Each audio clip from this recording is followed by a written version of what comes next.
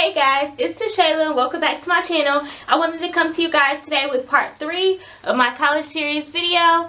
And in this video, I've taken a few notes, so I am going to be looking down. But this video is going to be more towards people who are finishing up college and their road to graduation and the steps that you need to take to ensure that you graduate and what's next after graduation. So the first step, like I mentioned in the previous videos, was to make sure that you have a good relationship with your advisor, because they will let you know what classes that you need to take in order to graduate. Make sure that you stay on track of that and know when the applications are going to be out, because the sooner that you do it, the quicker that you can just check that off of your list.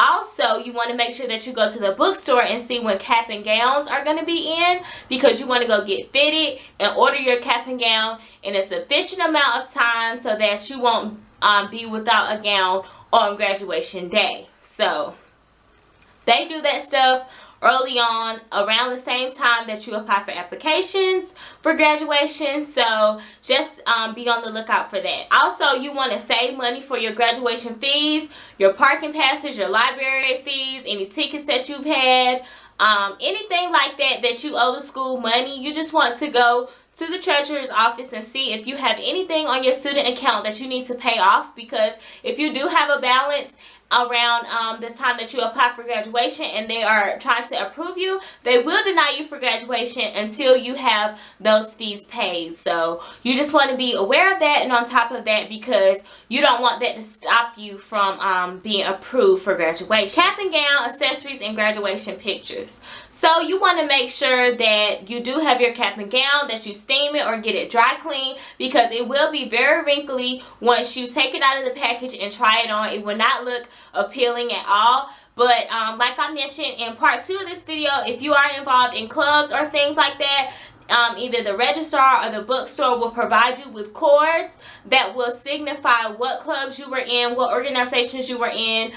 Some clubs have just like the ribbons, and some clubs have stoles that go like all the way around, and I think they look great. Honestly, I think I only had like 2 or 3 cords, and I also had a name tag, and on my name tag it signified my honor status. I was like at 3.25 GPA, and in order to get the stole, you had to be at a 3.5 or higher, I believe. So I wasn't able to get the stole, but they did give me a cord, and I got a cord for what college I was going to graduate from, and they give you a certain type of tassel at my university to go with the college that you're graduating from. So you just want to make sure that you have all the accessories, because they can make your cap and gown and your whole look a lot better. Also, they'll have like senior class meetings where they'll tell you what kind of shoes and dress attire that you need to have on underneath your cap and gown, because some people like to stand out and it doesn't always look good. They have certain rules and regulations that they'll let you know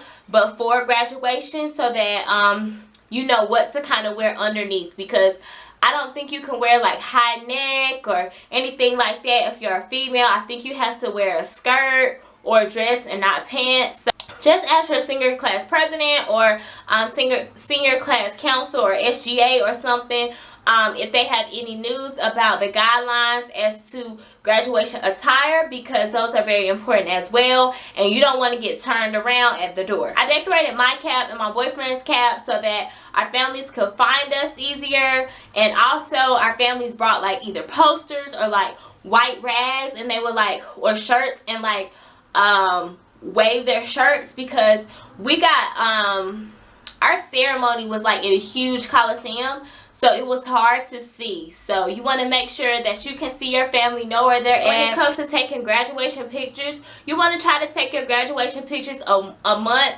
or 2 months before you graduate, so that if you're making invitations with those pictures, or you're waiting to get them back edited so you can have professional pictures. I didn't take graduation pictures personally because honestly I was just kind of tight on money. So I really didn't want to I know it's a big accomplishment, but I didn't want to spend as much money when I knew that I was also applying for graduate school, and that was going to take a lot of money out of my pocket. So I just had to pick and choose on that.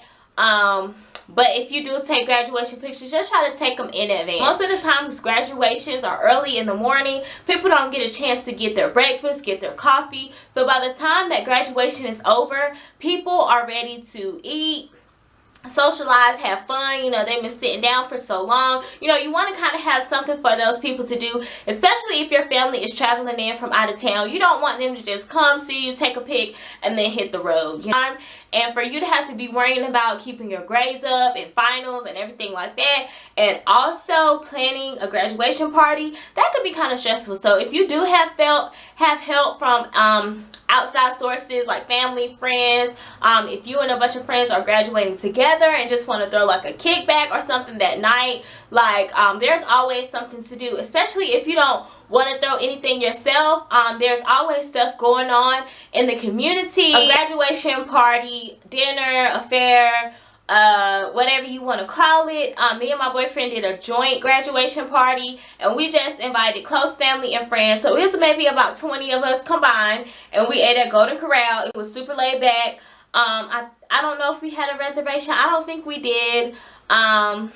It was just like super casual, and it was also a chance for our families to meet each other for the first time. So we didn't want to have all these high expectations of like this formal dinner and things like that. But if you want to have a graduation party, go for it, you know. But also think and keep in mind the restaurants are going to be super packed. So if you are going to do like a nice restaurant, make sure that you try to do reservations. I know some restaurants, most restaurants, don't do reservations on the weekends. So keep that in mind if you are thinking about doing a dinner. I would recommend doing something back home. Or if you are from the area where your college is in, just having a cookout at your house, the clubs, at the bars. You know, it's always going to be something to do because the city knows that the area is going to be heavily populated. So they want to make sure that they have things jumping that night. If you know, just don't really want to do anything with family, or you just don't really want to plan anything, there's always something to do. Just kind of ask around. Anybody is applying to graduate school. That was the bulk of my last semester in college, was trying to figure out where I'm gonna go for graduate school and things like that. So I just want to give you guys a few tips. These are going to be off the head because I didn't write this part down. This is kind of like the last part of the video, but just go ahead and make a list and nail down what schools you want to go to. And I would say, you know, start with a broad list and keep your options open. If you do want to go in-state, try to choose at least 2 schools in state. Don't just go with the #1 school that's close to you or where you're going at for undergrad, because chances are the graduate school application process is very competitive. So you may not get into that just 1 school. So I would say choose between 5 and 10 schools that you want to apply to. Now some schools do have free application fees. And others, they will waive your application fee if you decide to go to the open house, visit the campus, meet the professors, and things like that. I applied to 3 or 4 schools, I believe, and I only got into 1 school.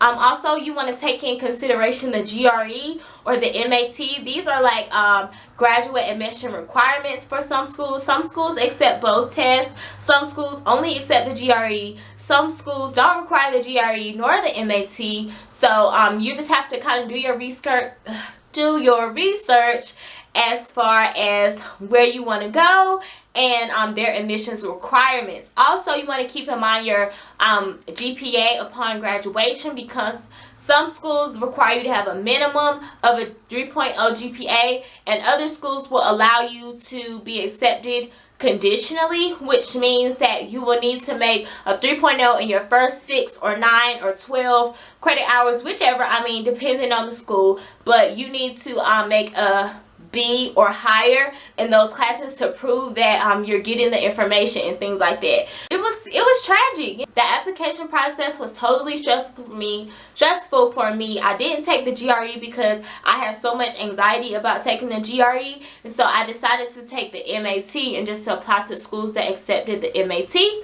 And that's a Miller Analogies test for anybody that's wondering. I didn't do great on it, but I got the minimum score, which allowed me to get into the school. So by the grace of God, I got accepted conditionally into Tennessee State University for graduate school in speech and hearing science. I'm gonna go ahead and cut this video off because I have to film part 4 to this video. Thanks so much, guys, for watching. Don't forget to give me a big thumbs up if you like this video. Leave a comment or any questions below, and don't forget to subscribe if you haven't already.